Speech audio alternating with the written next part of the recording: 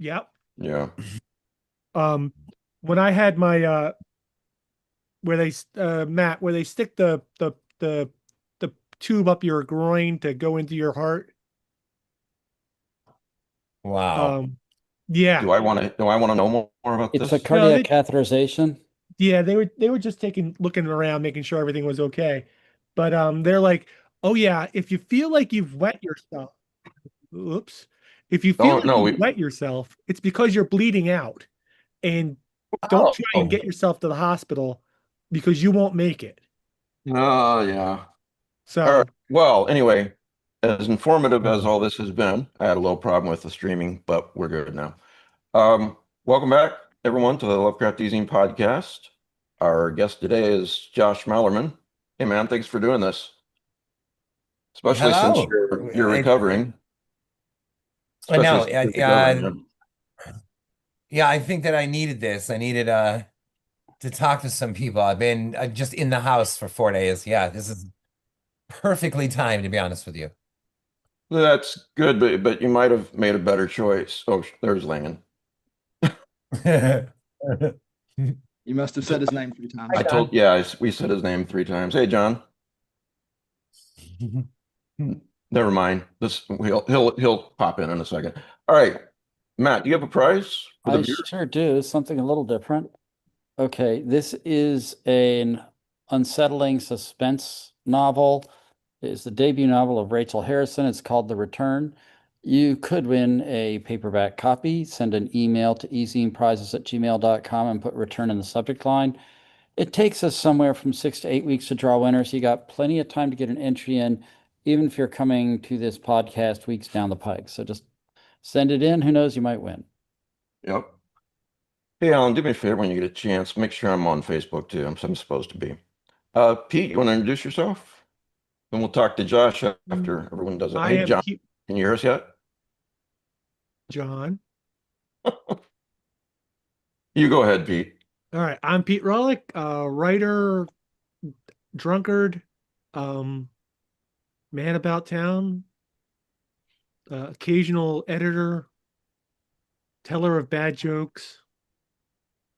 Anyway, that yeah. Yeah, Alan. Hello, I'm Alan Hughes, and I do the a Lovecraft Call of Cthulhu game each week and trivia at the Which Friday. are a blast, by the way. Yeah, you were on the other night, Matt. Yeah, saw that. Yeah, you're doing a lot. Thanks for doing that, And the Alan. trivia during the Patreon Hangouts is a blast too. So another reason to sign up. Yeah, we do it every Friday night. It's really gotten it's a lot of fun. John, are you with us yet? Alan, Yes, Alan, when you say a Lovecraft game, are you talking about like D&D with Lovecraft, or when you're talking like what are you talking about? it's the Call of Cthulhu game. We're doing but it's for the members of the Patreons for the Lovecraft Ezine. I do a Wednesday and Thursday night game, and it uses the 7th edition Call of Cthulhu. Well, Wow. it's good to have John here just glowering at us. Oh, Hi, everybody. now he can speak. Hey, John, before we get to Josh, you want to introduce yourself for the three horror readers out there who don't know who you are? Hi, I'm John Langan. I'm hunkered down in the Northeast right now, where the nor'easter that's coming up the coast is currently experiencing bombogenesis, and I honestly don't know how many feet of snow I'm in for. This could be my last broadcast to the rest of the world. I saw one Yeti outside, and you know where you see one, there's more. So I'm glad that I choose to spend my last moments on Earth with you guys. Yeah, Yeah, John, they usually Fine. travel in packs of five, two dominant adults and three siblings. So just, always Okay, watch for that So, fifth so, one. so John, just to retrieve the quote from Roxanne, you'd rather be with us than with the finest people on earth. well, I mean, that was your quote. That was your quote. when you I inevitably just arrive in hell, it'll seem better than this. on the other hand, maybe I really have just arrived in hell. The Yetis are feasting over my steaming corpse, and I'm just like what? This is hell? Yeah, I told these Um, guys I emailed you that Josh was going to be on, and you said something about the storm. If you could make it if the storm doesn't cut out the power, and I replied that I was rooting for the storm. So Yeah. Yeah. Thanks a lot, Davis. yeah, Thanks. well, you're Thanks welcome. a lot. Uh, so Josh, I can't. You have a lot of horror books out there. I can't imagine there's too many people who don't know who you are at this point. But could you introduce yourself to those who don't know you? Yeah, I am Josh Malerman. I'm recovering right now from hernia surgery, which I got 4 days ago. And the story behind that is wild. We don't have to go into that. I'll tell you this much, that with the night that the big thing showed itself, I was rushed to the ER, and they in for them to be able to shove it back in, they had to put me under, and they gave me ketamine to put me under. So I didn't Oh know that this is man. a regular thing of the ER these days. Okay, so I'm on this table, and I just hear someone say, "Hey, we're gonna give you a little dose of ketamine," and I'm like, did you say? And then it was like, zoom. oh yeah. Yeah. Okay. Later, I have read about it since, and it said the one major potential side effect of ketamine is that if you don't go under, you're likely to endure nightmarish hallucinations. Well, guess who didn't go under? Oh my God. It And did was, you? I mean, I Well, tried tell to, us about the hallucinations. okay, I'll tell you okay, fine, sure. Okay, so I tried acid once when I was like 20, and it was Whatever. it was too much for me, and I was like, oh my God, my friends were all partying, and I was like losing my mind, and they all took care of me at the end of the night, that kind of thing. And I have a bunch of theories on this, doesn't matter. Years later, here we are. And I pretty much, I mean, I had the most psychedelic experience of my life hoisted upon me.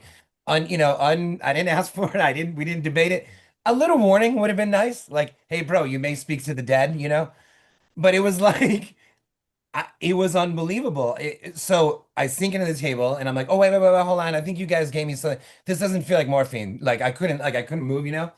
And then it felt like these white paint rollers had like went over my eyes. And I was like, everything was like white, but I could still like see like people and stuff, but everything was gradations of white. Yeah. This led to unbelievable like Kubrickian hallways, like panoramic. I must have been being wheeled around the hospital, right? And the people wheeling me became pallbearers, and not even dreamishly, not even vague. I believed I was in my grave. And so I started explaining Oh, to them, I'm like, hey, listen, I was like, listen, I have 28 rough drafts in crates in my office. Allison will know how to rewrite them. All you really got to do is read the rough draft of Bird Box, read the final, and you can kind of do the math from there to rewrite those other 28, da da da da. And the album I'm working on, there's no vocals yet, but screw it. I've always wanted to do an instrumental album. I'm literally arranging my affairs. Like I was and like meaning it. I'm like, so have Allison take care of this. I'm like, whatever they gave me, this can't be right. Like yeah. they reached for the antipsychotics and they gave me the psychotics. Next I time mean, you I was should like, go with morphine, not ketamine. Also, yeah, isn't no ketamine's a kidding. horse tranquilizer, right? Yeah. Yeah, and So did you and I get mistakenly go to a veterinarian's? so, Actually, lately, I guess the last few years, it's been used to treat people with severe depression as well. They get yep. And ketamine I get treatment. because okay, the story goes on and it gets crazier and crazier. The best part of it was you guys all hopefully enjoy this, is that the best part is there was a moment where I was inside the book I'm writing, where I was inside it. It wasn't, again, it was like I was walking up the street towards the family home that is like the center or one center piece of the novel. I was walking up the street towards their home. And I'm like, oh yeah, Jackie's upstairs and Matthew's probably downstairs and like, Mayor Fred's over here. I mean, it was the most electrifying feeling. I'm like, I am inside the book. And I think I started telling the doctor that. And so I have read about it since. I get why it's used. And I also, um, in numerous videos, the people that have said the nightmarish hallucinations said that it's easily mitigated by anything calming whatsoever. And that's exactly what happened to me. I was losing my fucking mind, losing my mind. And I heard like a steady beep next to me. And this like square, flat, two-dimensional head, like doctor like turned to another and said, his vitals are perfect. And I was like, wait, what? how is that possible? Like, how is it? Like, I am rollerblading the rings of Saturn right now. How are my if my vitals are perfect right now? Then I'm not doing enough with Perfect for the myself. You know what I mean? experiment they were about to perform on you, Damien. His vitals are perfect. His vitals. So then, Let's see what yeah, happens when we do this. but it's true. The minute that I heard that, it all went. Phew. It was like, okay, oh no, no, no, okay, this is what this is. They gave you this, and it was mitigated like immediately, and yeah. So that was a couple months ago. They shoved it back in that experience. Oh my God, because I was able to feel all this, and then I got the surgery for it 4 days ago without ketamine. Hmm. Good Yeah. decision. Great decision on the no ketamine How's this the time. recovery?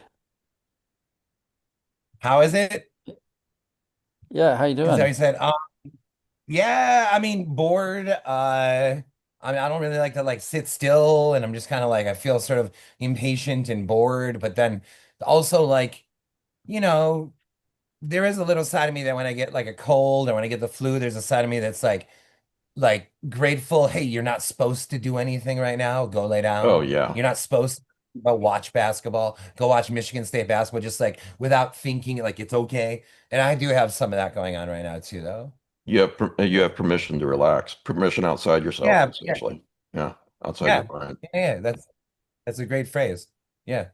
Um, Real quick, I'm going to be two things. First of all, Patreons will be familiar with my deep background series where we kind of get into how the artist, writer, whoever came to be who they are, their journey, so forth. And actually, Josh and I did that last week, wasn't it? And it's on the Patreon, so it's available at the bottom level. So it was really great. And then secondly, Jeffrey Ford is a classic, a great writer, great human being. And he's got a new book out called Pandemonium Waltz. It's a collection. So please check that out. I'm going to be talking with Jeff about it Friday, 3 p.m. Eastern time. And of course, if you can't catch it live, you can always watch or listen later. But I wanted to throw that out there. So the I really Kindle's like only that title. $6. Yeah, yeah, Pandemonium Waltz that's a great title. yeah, it is. So before we went live, you were talking a little bit about the latest book, doing the audiobook version of it. You narrated that yourself for Audible. Uh, Evil Dead, Unearthing the Radiant Artist Within. So you're going to tell us, did you go somewhere to record it or did you record it at your home? How does that work? So I went into a studio here outside of Detroit. It's a studio that my band's recorded albums at. Hmm. It's called the Temper Mill, and it was so freaky because I mean I'm used to playing guitar and singing and there's two singers and da da da da, but I mean it's never just like floating alone, standing alone in a room. There's no drummer that I was talking to, right? There's no rhythm being established. Like you had to do it yourself. There's no. It really felt like you were just like spotlit.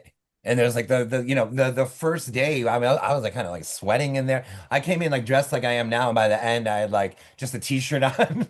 I was like freaking out in this little vocal booth.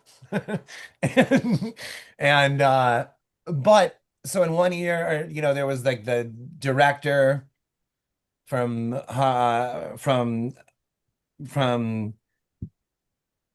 Penguin Random Audio.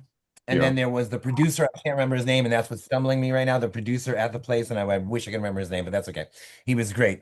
But the point is, they were like so encouraging, so that you pretty much discovered early on that if you screwed up, they weren't going to even say anything. You just pause and start the sentence again. And I must have done that like 500 times. So after a while, you Yeah. get into that rhythm, and you kind of say to yourself, like, okay. I'm doing the audiobook. I don't really know if I'm like right or if I, da da da da da, for this, but I will say this. I'm doing it, so just get into it, man. Just find the Yeah. rhythm and get into it. Like there was one choice to just freak out for a week, and the other is like, let's just roll. You and I talked a little bit about it on the Patreon podcast. where it's a lot easier than if you're doing it at home. You have to pause, you have to do, they just were like, okay, just do Yep. that again, I assume. So, John, you wrote an article about a year and a half ago on your blog that I looked at today. It's called Incidents Around the House and the Particular Achievement of Josh Malerman. And really enjoyed it. You want to say something about that? Get us Well, started? to be fair, Mike, I'd had a lot of ketamine first, and Oh, well, of I don't course. know. No, Oh my Josh, God, I I'm got, a ketamine guy now. oh yeah, you're Mr. Ketamine. That's, um, This video is going to get a lot of people who search ketamine in right. YouTube. It's like Mr. Bojangles, except it's Mr. Ketamine. Um, but I no, I had a Josh's people sent me a copy of Incidents Around the House and asked if I would look at it for a blurb. And as usual, I was too late to get the blurb in on time. I did send it to them, but I don't No know if way. they ever, hard to believe, I know.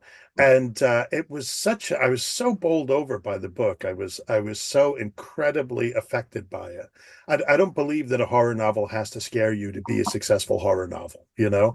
But it certainly is a nice benefit when it does. And this book was just relentless. Like you have this family and they're encountering this situation that just gets steadily worse. And everywhere they go, there's no escaping from it. Everywhere they go, things just keep getting worse. And I think what the things that I liked about it were that it's a situation that is, maybe it's a possession, or at least it's a visitation by some unearthly kind of creature, right? And so, they go to the church and the church is like, "Are you members?" They're like, "No, we're not." The church is like, "We can't really help you then." And then they go to these new age folks, and I thought this was the first time that I had seen, and my knowledge is not vast, but I had seen like a compelling attempt to render like a kind of new age exorcism. Like, how would you do that with, I don't know, crystals and stuff? And And but ketamine. with and ketamine, we're gonna give the entity ketamine. We're gonna mist the air. But it was an attempt to do it with integrity, not just to treat them as figures of fun, or to be ridiculed, but they're really trying their Yeah. best. And then this absolutely over the top horrifying thing happens to them. And I think the other thing that I was so impressed with was the way that, there are these two parents, right? And Dado, the father, like, keeps talking to the kid, and he's really sweet. He reminded me of myself. He's like, I'm sure some readers would feel like, "Oh, shut up," but like, he's just trying to explain things. He's just trying to say, "This is where your mom and I are coming from," and you get these people who are, there's some turmoil in their lives too, to say the least. um but and there's this marvelous scene where, early on, where they go to stay with these friends, and the friends are like, of course, come here, you can stay here, anything. And then all the weird stuff happens, and the friends are like, "Get out."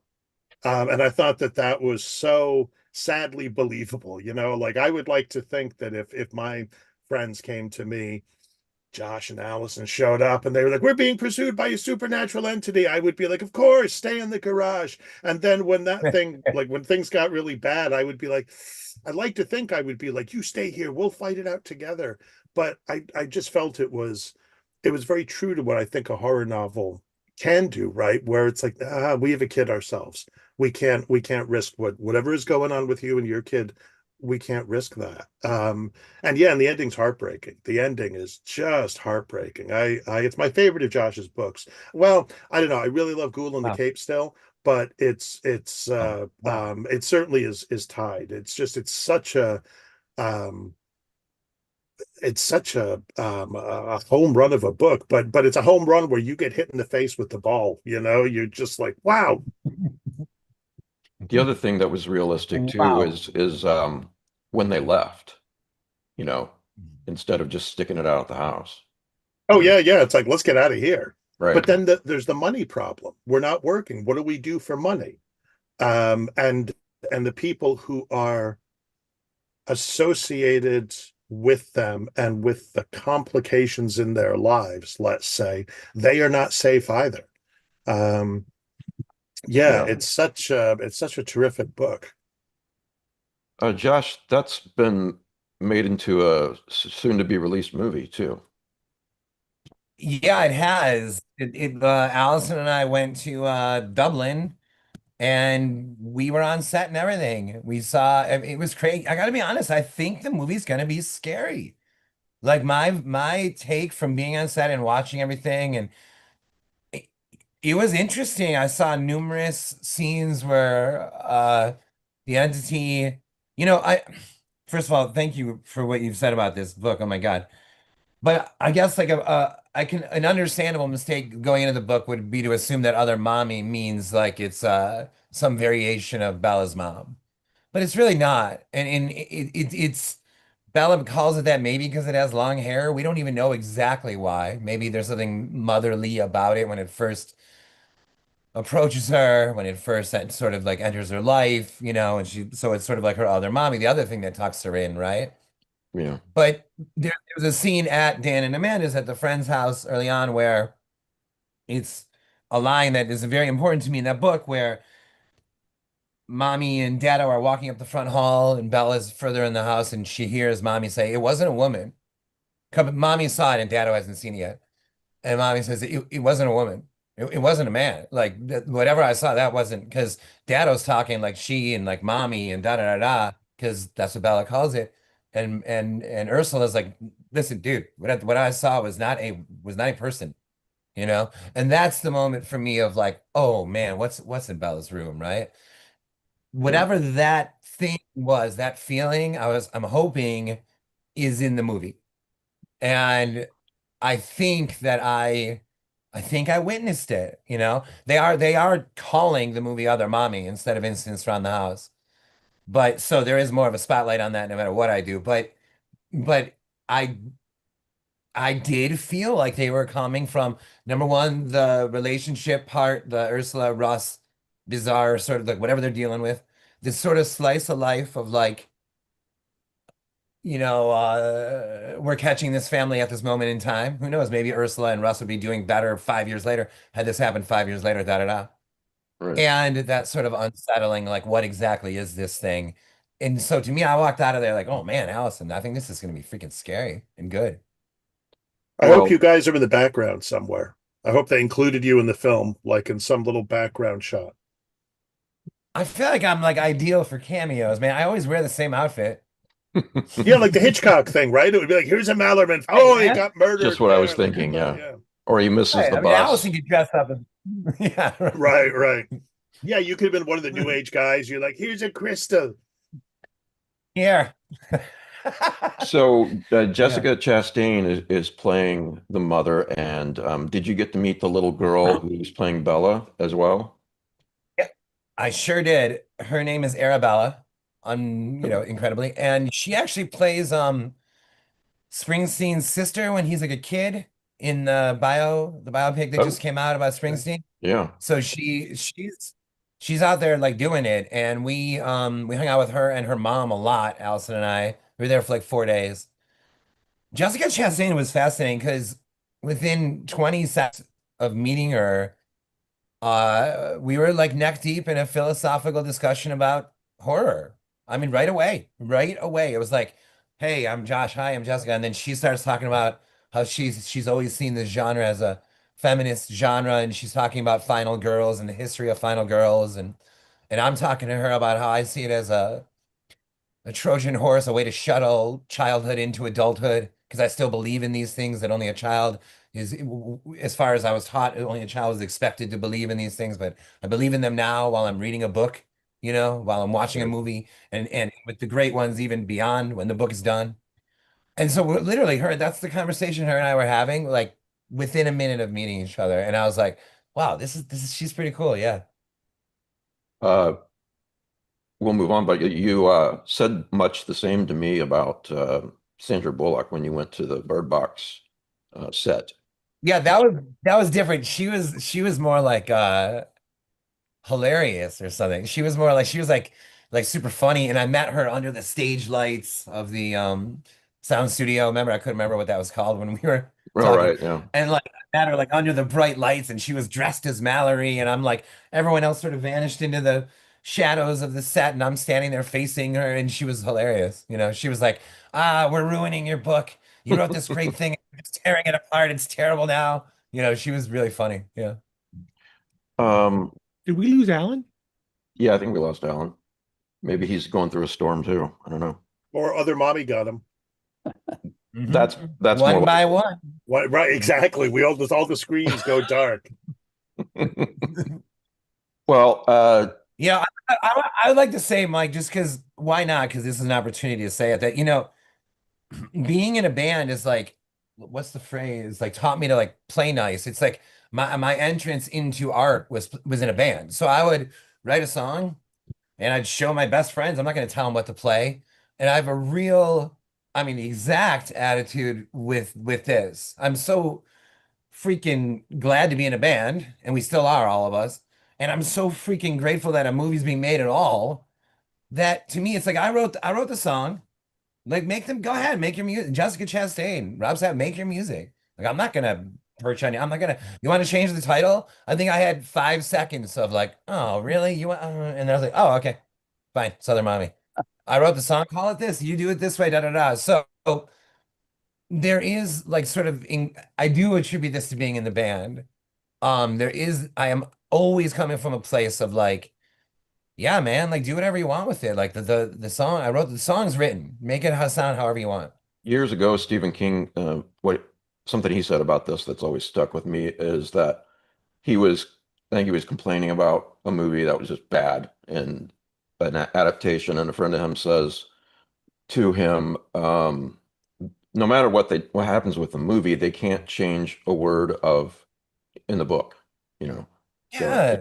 And to me, and also it's like we've all like we have friends that are trying to make movies and we have like these are everyone's just trying. I mean, I guess there's there's some scenarios where maybe it's all some sort of, lame scenario. But like there's in 2 weeks from now, a great local director, a great friend of mine named James Hall is directing a feature of adaptation of a short story of mine. I can't wait to see what he does. I don't like, of course, I think it's going to be great and I hope it is. There's another, I also don't care if it's good or not. Like, I'm just glad James is doing this. And I'm glad that all these people are like getting together and acting and writing. And it's like, it's just freaking amazing. So yeah. So actually, whatever. I'm not saying that it's bad when someone complains, but I just can't imagine. I just think the band did something to me on that front where I'm just like, yeah, man, let's roll. Let's They roll. changed the this title is to the actually, movie. I'm sorry, kind of fascinating because we Yeah. even talked about this on this podcast before. Is your musical, the musical aspect of your creativity and your life or work experience. So, like, do you play keyboards? Are you a guitarist? How did you like get into music and songwriting? What do you do now? So the high strung, we've all been best friends since we were like, geez, like 11 years old. And Derek drums, Chad bass.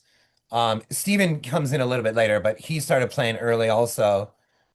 Um, they were like when we were in like middle school, they're doing talent shows. When we were at summer camp, they're like the stud musician guy, they were these awesome dudes.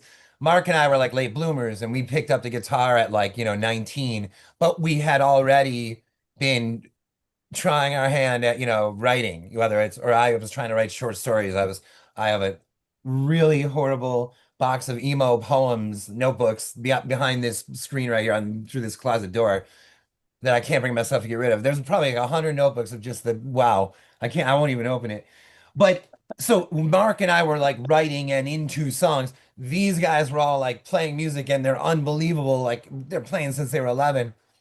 And at some point that came together where they were like, hey, Josh, you write? Why don't, and then Mark and I like, I can show you. This is not like a joke. We like pretty much learned the guitar like a string at a time because all we needed was music of any sort, right? So it'd be like da da da da da da da da da. I mean, that would be like a song. We'd record that, just that, and then after a couple months, it was two strings. One of the things I think that a horse with no name has like 2 chords. It's like you don't need too Yeah, many well, chords to write a song. yeah, there was a long time. It took me a long time to add the sixth string to what I knew how to do. It's. There was this period where Mark and I were just like like we just wrote, and then these we were surrounded by these brilliant musicians. Derek, Chad, Steven, Burko are all so good. But now, it's been a long. Now I've been playing guitar for like 30 years. So Mark and I are still the singer-songwriters. We're working on a new album right now, and like as we speak. Him and I were writing earlier today when he can come over to do the vocals. And another thing with learning in terms of the band to the books is in the band, obviously I'm not like the lead dude on the guitar because these guys are out of their minds good. So I'm also very used to just like staying home with Derek, like Tom Fogerty or I'm like the rhythm guitar player, right? Well, that's gone a long way with the books too, like with like Bird Box and Incidents Around the House. I feel like there's like I find like a beat and I just like stick to it.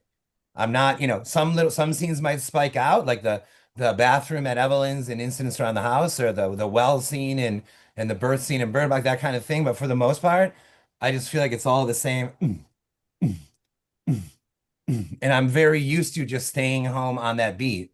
And so I feel like the band has taught me to play nice, and it's also taught me to like, yo, just sit back in the pocket and let this groove like unfold. You don't have to like, Yeah, also, Matt, it's a fascinating story of Josh and his band touring the United States for how many years? And yeah, talk about that a little bit, if you don't yeah. mind. So no, I love it. I was actually going to bring them up in different ways tonight too. Absolutely.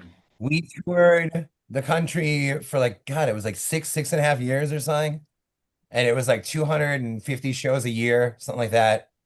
We didn't live anywhere. We didn't have apartments. I mean, we lived on the road for years, the high strung. And we played for, if anyone was there, it was amazing. 20 people, 30 people, 5 people, it didn't matter. Like Derek, one day I was like adding him. I was like, Derek, I think we've played like 2,000 shows. And if you add up all those people, and so Derek said, he goes, right, we don't play stadiums, but we've played stadium. And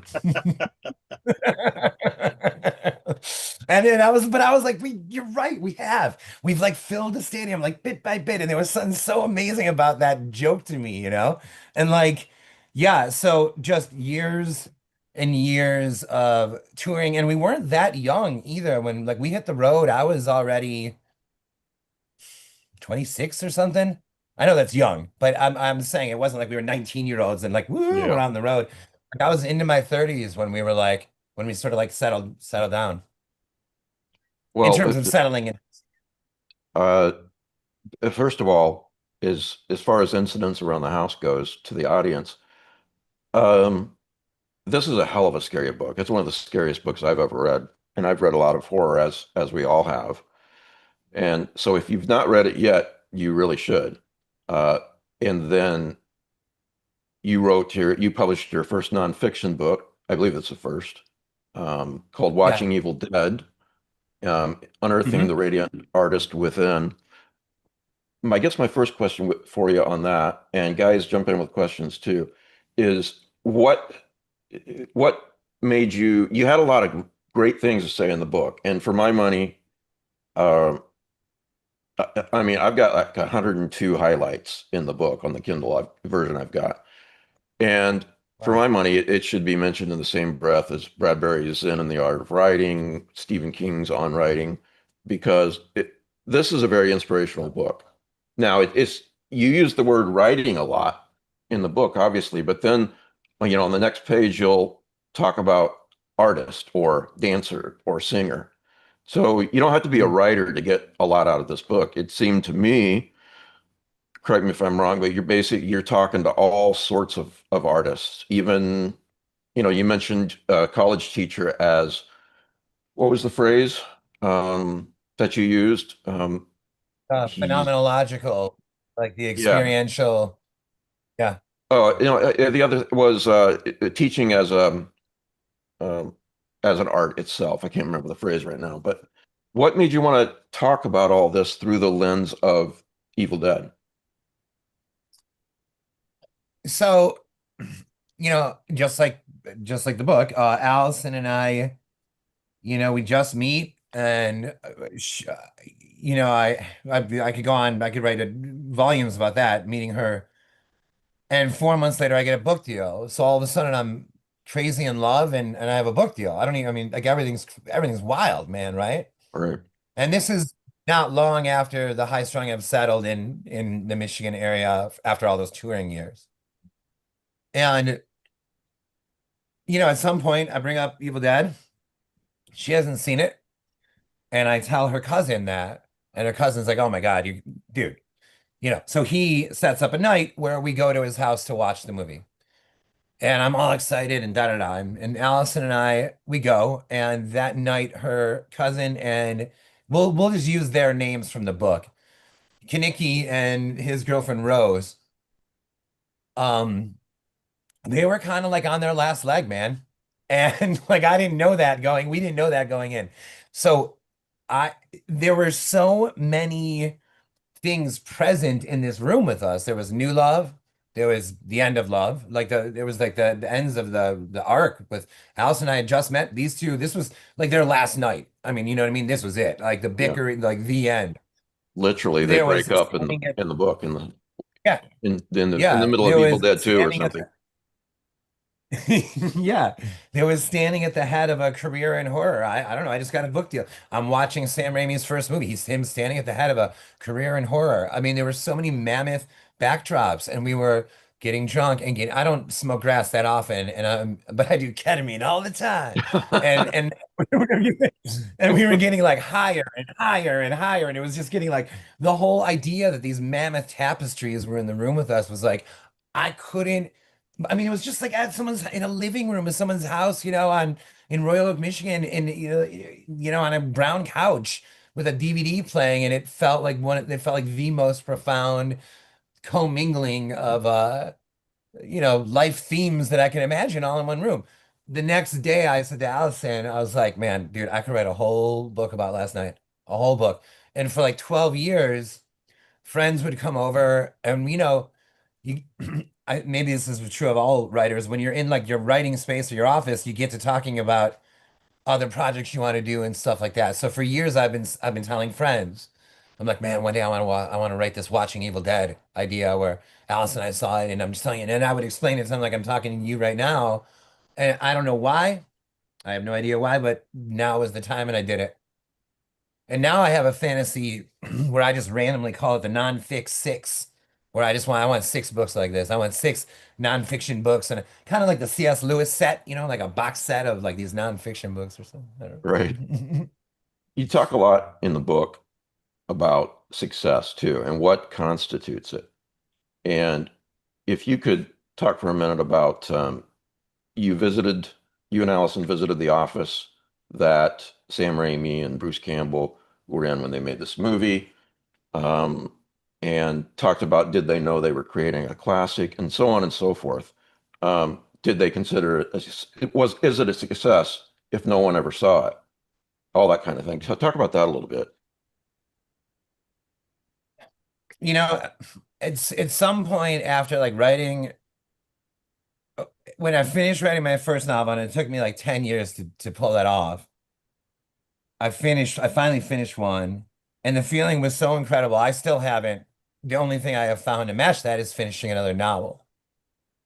And look, I've been asked before, is it surreal that to see Sandra Bullock as Mallory and that kind of thing? And you're like, well, yeah, of course, right? But nothing's as surreal as the I don't want to use the word fantasy, but the fantasy of your books on a bookshelf, and it's sort of this black and white sketch of all these titles of yours, and then to actually see that filled in, and like these ideas that like literally it's just a freaking I'm starting a book in a week.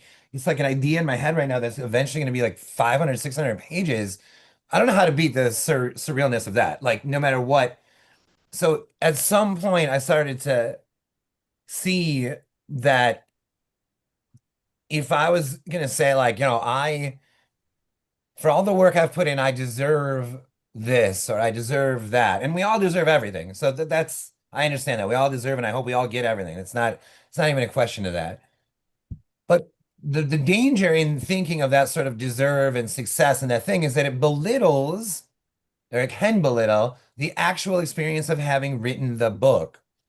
Because I'm still saying I have not found anything better than that moment of like, I did it, that idea, it's done, I did it, oh my God.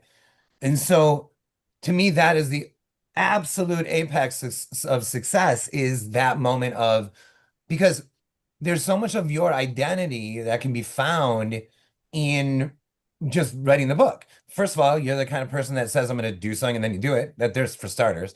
Second of all, there's like the discipline. I mean, come on, we all know it's like it takes like it's a grind. No matter how joyous the experience, it's a grind. There's whether or not you did the idea well or not, and if you didn't do it so well, how did you react to that? So there's so much identity to be found in this, and what to me, what better place to find to discover who you are than in your imagination and in your work ethic and in what you're doing, that kind of thing. So when you start to see the writing of a book or writing of a rough draft through that lens, when I started to see it that way, it became this insurmountable, this is success, this is it. I mean, anything, of course, again, I hope we're all like, get everything we want, and la da da. I'm not saying, it's not like, oh, we shouldn't ask for any more. No, no, no, no, no. It's just more a sense of like, I want to make sure that if I'm hoping that a movie is made of a book, that I'm also fully aware that I've already achieved literally the ultimate success that I could have with that book, which is that I freaking wrote it. Right. Right. Or whatever work of art, and that now that painting is finished, and so forth. Yeah. I was gonna, I was looking around for my copy of Twilight Zone magazine because I have that copy that you reference in the book about Evil Dead and Stephen King. So yeah, Stephen King writes about the Evil Dead because it's not been released hardly anywhere at all. And Yeah. yet he helps them get their start, but it was just sitting there for a while, you know. So Right. when So yeah, then you think like, right, like there was a moment in time where that movie was just sitting in cans on like a wooden desk in an office in Ferndale, Michigan. right, And there's like cigarette smoke and phones calling people and probably dead ends and da da da. They're not, and maybe they're getting somewhere, maybe they're not. They owe people money, whatever it is. They're all excited. Maybe they're thinking of the next one. I don't really know. See, that's another thing about that book. I'm not like an expert on, and it says that right away. Like I don't know all the facts. I don't know the name of everyone involved. I don't know. It's not like an analysis of the movie. right, That watching the book is, it's just hopefully what it feels like to watch a horror movie with your friends, and then but also, amidst like personal sort of like revelation or something like that. But the idea of that movie just sitting there. So okay, let's pause. And I know it's a little silly, right? Does a tree make a sound, that kind of thing, but it's true. Like that. So wasn't it just as good as it is when it was sitting there? yeah, Like, wasn't that absolutely, just as brilliant a work of art when it was just sitting there? Yes. And now am I glad that Sam Raimi and co, like, you know, got, what's the right word? Like, got notice, or the excitement or the thrill they must have had through everyone loving this, right? Of course I'm glad for that. But I do wonder, and if I ever meet him, I would ask him this right away. Like, was he Was he was that it? Was he like, I just did something brilliant. I did something brilliant. I know he was pretty young when he did it, so it might have been a different state of mind entirely. But was he like, I did it? And right. did in all the success of the movie, has that ever even compared to that feeling of I did it? I wonder. I don't know. I would definitely ask him that like right away. Bruce Campbell was on a show that's not a horror show. It's called Burn Notice. I don't know if you're familiar with it or not. It was on from like, I don't know, 2008 to 13, something like that. And I saw an interview that Bruce Campbell did about it, and he said something interesting. He said, "This is the most successful thing I've ever done."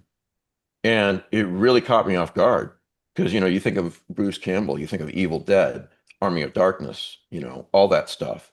And it was interesting to me. I don't know how Sam Raimi felt. As you said, we don't know, but he didn't feel like much of a success until Burn Notice.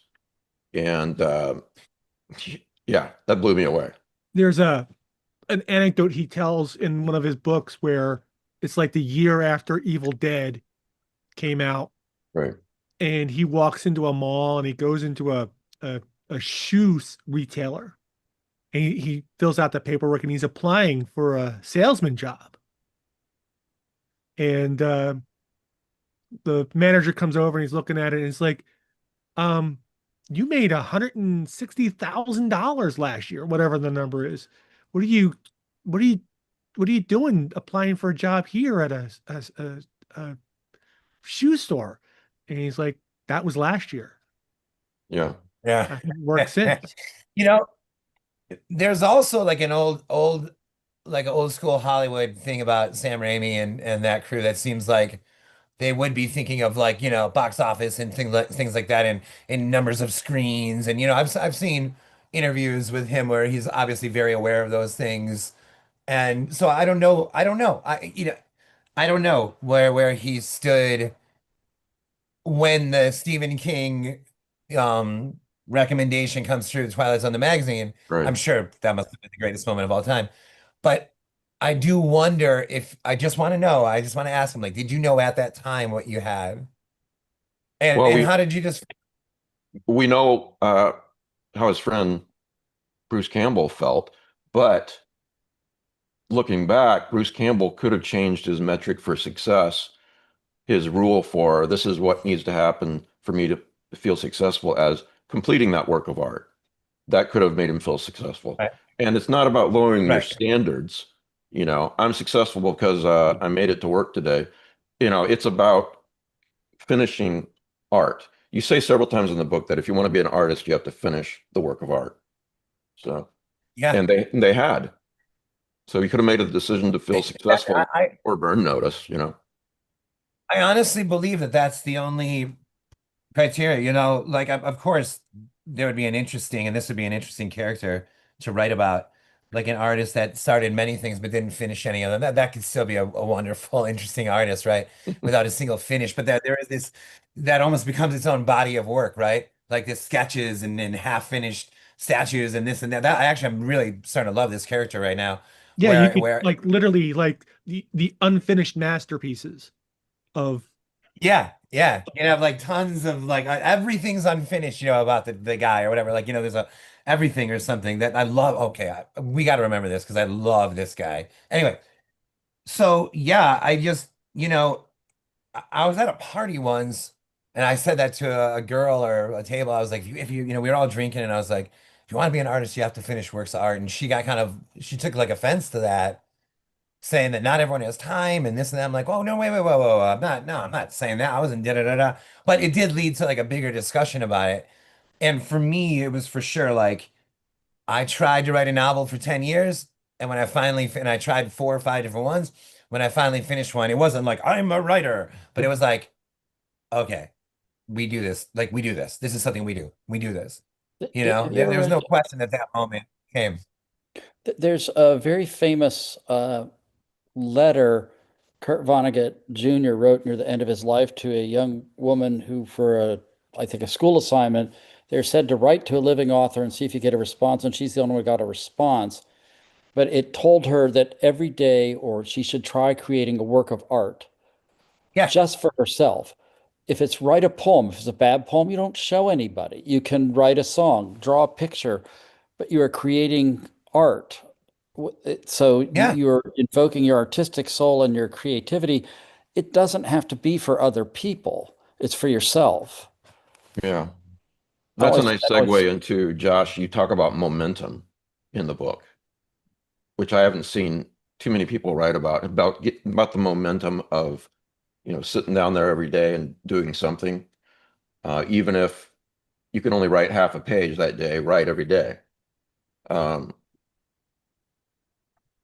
So yeah, Yeah. I guess, yeah, at one point I started to see like with the band, you know, we weren't doing what we like when you first set out, you kind of imagine you're going to be doing this or that. We weren't doing this or that, but we were doing something else, right? We're still doing something else. So there's this sort of this theory on momentum started to just become very clear to me that so long as you stay in motion, you may not end up where you had in mind, but you're going to end up somewhere because you're in motion. And it was like it's like a really wonderful feeling. And also the idea of like the incrementally, time is going to pass either way. And I try to be careful here because I don't my father's an accountant and my mom is more art minded. And Yeah. I don't want to lean too heavy on the numbers side. I don't want to ever be like paint by numbers, like my father's more numerical. But the truth is, like time's passing either way. If you mark each day with even the littlest thing, if I'm working on an album and I literally fix one note on the bass, that is fixed now. That's all I did. It took me boom, and that is done for today. Now tomorrow, and then now the album is that much closer to being done. Da da da da. I mean, and then things start to, you could do the whole, you write one page a day, and then after 3 months, oh my God, Yeah. like this kind of thing. But it's not even quite that. It's just more of like the spirit of it. So I have that rule sort of for myself. Once the book is started, I got to work on it every day till it's done. Just the rough draft. I just really like that idea, inspirational idea of get into momentum. One of the passages I highlighted is momentum creates the steady, consistent motion of the writer's life. How a person can be in writing shape, just like running shape, just like reading shape. So, Yeah, when you don't read for a while, a novella looks big. Like right, when you haven't read in a minute, you're like, oh, geez, man, I got to read 150 pages right now. And then when you're in reading shape, you're like, the wheel of time is mine. Like I can do it, man. So like it's absolutely the same thing with writing. And I wish I knew better these days, but I once knew better. It is definitely the same case with running. And it's like there's a flow the first few days. Like if I have a friend, let's say, that was just starting to write a novel and he was like struggling or something, I'd be like, listen, dude, I'm telling you, you gotta believe me. 4 days in, it's gonna feel different. 5 days, 1 week in, it's gonna feel different. Just keep doing it. Da, da, da. And it's true. Even I've written 43 books. If on the day one for this one coming up, it's gonna suck. I'm gonna be like, oh God, after like a few hundred words or something, and be like, oh my God, Allison, what are you doing? You want to watch this movie? You want to like da da da da. right. And then the next day is like, well, 300, I can get to 1,000 if I do twice as much as yesterday. And then all of a sudden by the end, it's like 5, 6, 7. There's music blasting in the office. It's like you could be like having a phone conversation and writing a book at the same time. You're in such good shape by the end of it. Yeah, Stephen King, again, he said something like a lot of new writers and new artists, whatever, they they make the mistake of it's like starting is the hardest part, and it's like starting a car on a cold Yeah. winter day. It's going to take Yep.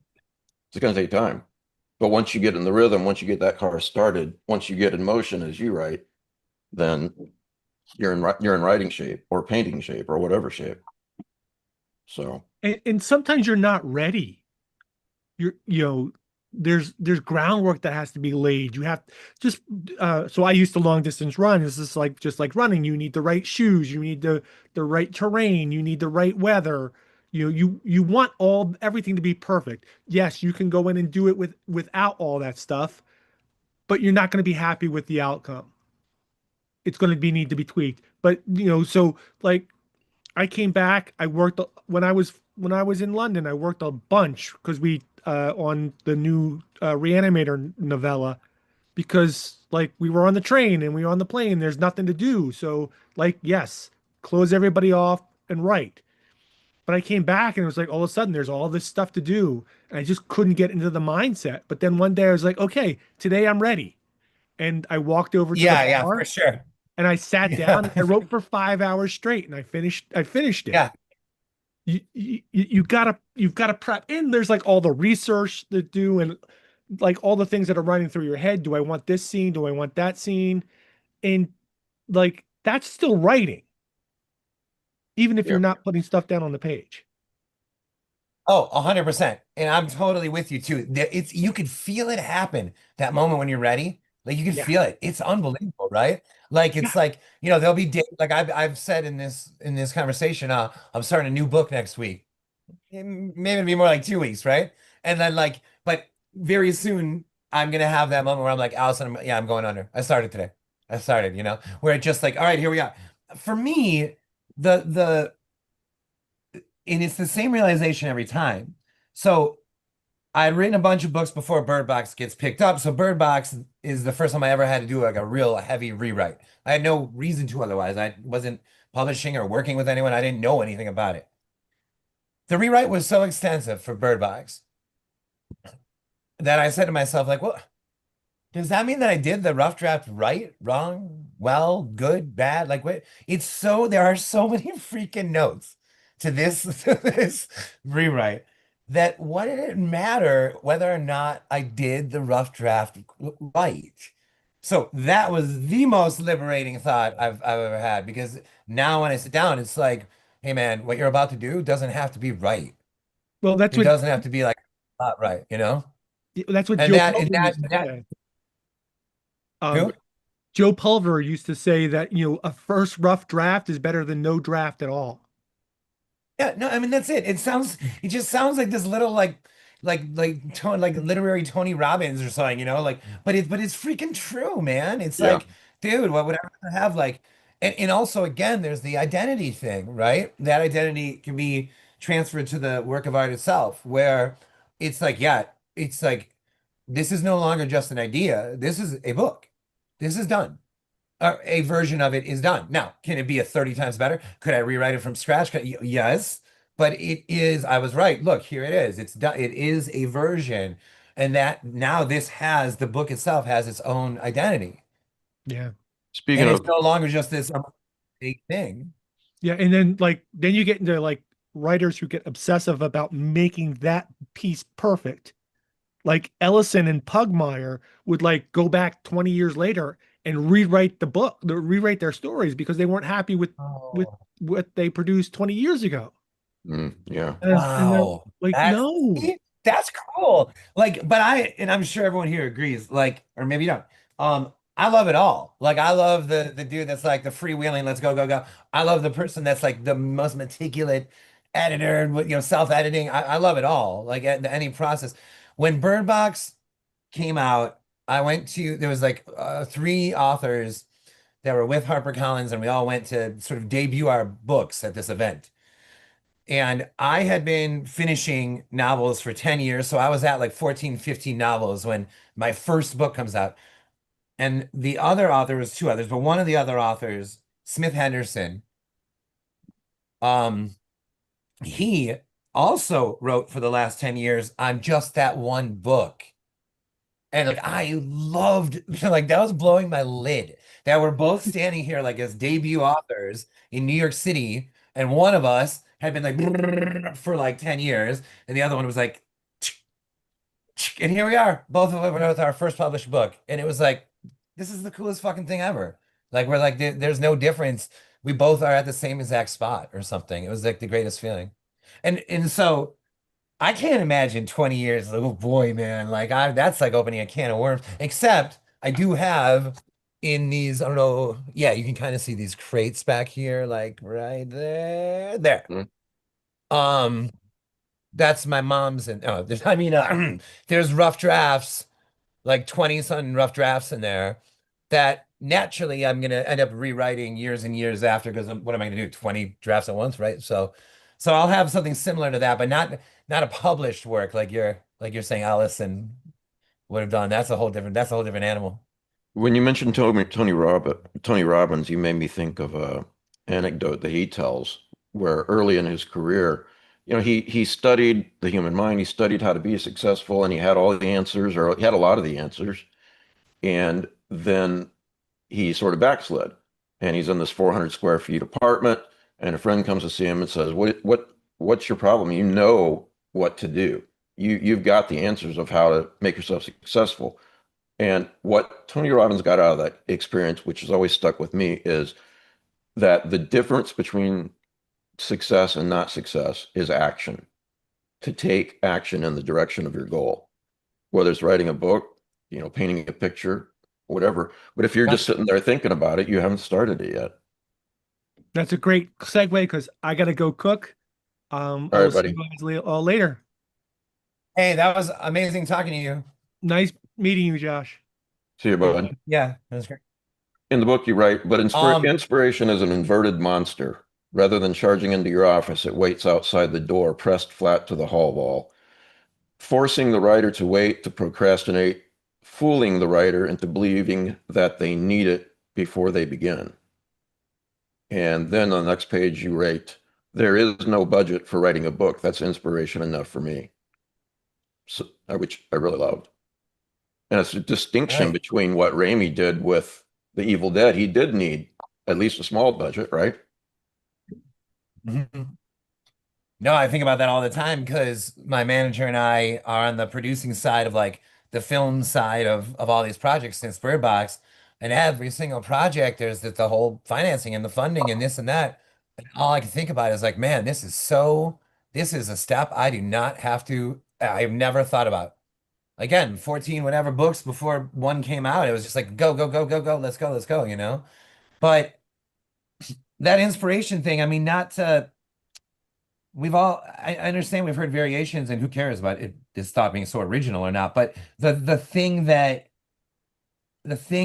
really sticks out to me for that is that I honestly cannot tell the difference in hindsight. I cannot tell the difference between the days I was inspired and the days when I was not. I can't.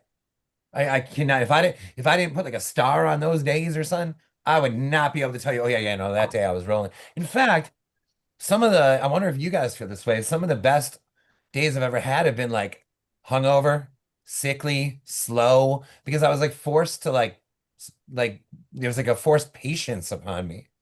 A lot of the time, like a favorite scene of mine will like be rushed when I read it later because I was so excited, like you know, and then I go and look at it and I'm like, oh man, there was like no delicacy here at all. It was like, and then, you know, and it's like, you know, and the days when I'm sort of like sludging along are like some of the best writing I've ever done.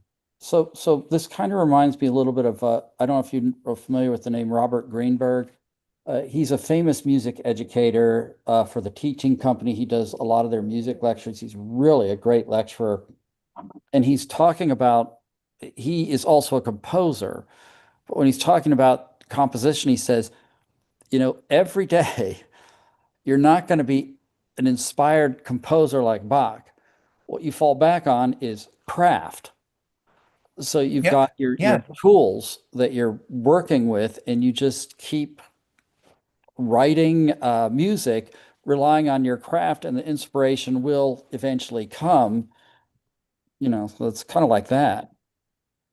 You know, Yeah. and also there's also like the different ways to approach it too, right? So, you know, there is never a what do you call it? There's no routine to it all. Like there's 43 books, there's no routine to them all, but each had their own routine. So, Incidents Around the House was 8 at night till midnight, about 2,500 words a day. Bird Box was 8 a.m. till noon, 4,300 words a day. Unburied Carol was 5,300 from like noon to four every day. Like this, each kind of takes its own thing. I even, John, I mean, you're all friends with Paul, but I saw like Paul had mentioned that he writes 500 words a day, and I'm like, all right, I'll try one at 500 a day. I'll try it. Let me try that. And it was the hardest. I don't understand how he does that. I was losing my mind. I was like chewing fingertips off, like wanting to do more, you know? Because like I usually do like 3, 4 thousand or something, but I did it. And like, what did that do though? You know, each of these, because then it doesn't feel like, oh, I'm sitting down to work on another book. It's like, no, this is like a different experience innately. It's a different time of day. It's either, you know, write one freehand, use the typewriter, use dictate, whatever it is, you know, even what you plan on doing it with it could be different. The genre, whatever it is, there's so many word count, there's so many ways to play with it where it doesn't have to feel like, you know, like I'm punching in to write again today. It could all be like sort of this joyous, like fresh thing. Yeah, and I'd like to stress again to people who haven't read the book yet, Josh can be talking to any type of artist out there, not just the writer. And you mentioned other kinds of art.